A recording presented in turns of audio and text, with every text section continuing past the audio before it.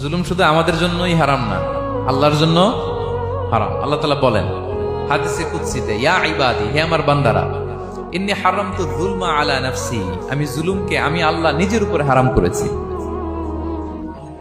ওয়া জাআলতুহু বাইনাকুম মুহাররামা, এবং এই জুলুমকে তোমাদের উপর হারাম করেছি। ফালা তাযালামু, তোমরা একে অপরের উপর জুলুম করো না। জুলুম শুধু আমাদের উপরই হারাম না, আল্লাহ নিজের উপরও হারাম করেছেন। তাহলে জুলুমের সাথে কি মুমিনের কোনো সম্পর্ক থাকতে পারে? পারে না। এবং আল্লাহ তাআলা কখনো কোনো বান্দার উপর জুলুম করেন না। ওয়া আন্নাল্লাহা লাইসা বিযাল্লামিন লিল আবিদ, তিনি তার বান্দার উপর জুলুম করেন না।